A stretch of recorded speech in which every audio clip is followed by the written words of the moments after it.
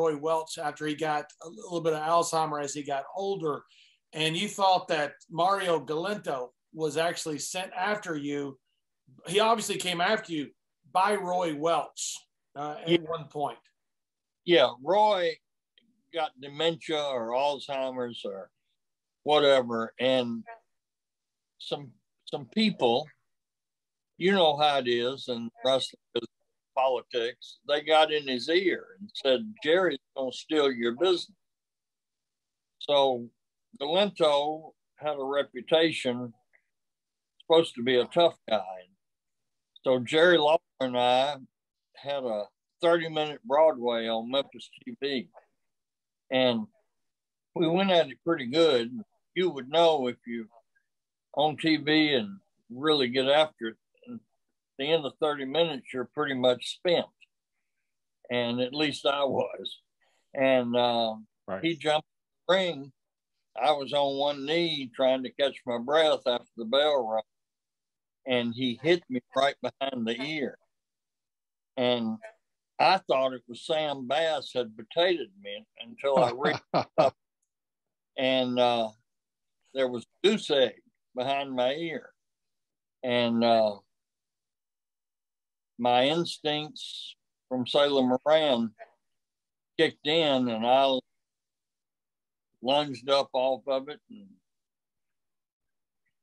he lost his eye. Wow. Yeah. And I tried to go ahead and pull it all out, but oh, Jerry. I was fighting for my life. I understand. You have that lump behind your ear, and the instincts just kick in, and you just go.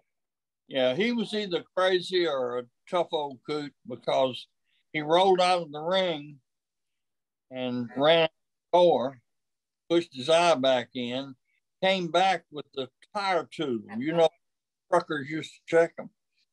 But then his stupidity kicked in, because when you get in the, you have to either come over the top rope or bend down to him. And he bent up through him, and I copped him, got the stick, and tried to kill him.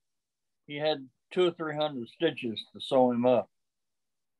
And then the last we heard of him, he came to the Mid-South Coliseum, and one of the fans came and said, Galento and his wife are sitting in the second row, and his wife's got 38 in her pocketbook.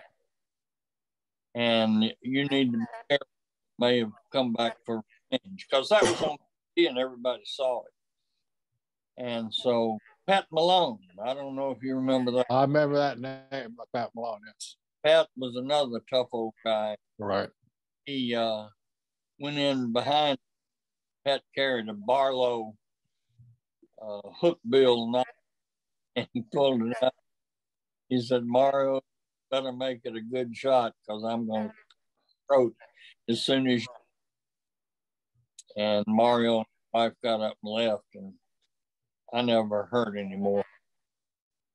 Well, and Mario did have that reputation. I guess was that was obviously after he had gotten that brutal fight and with Buddy Fuller, and Buddy and him just beat the holy tar out of each other.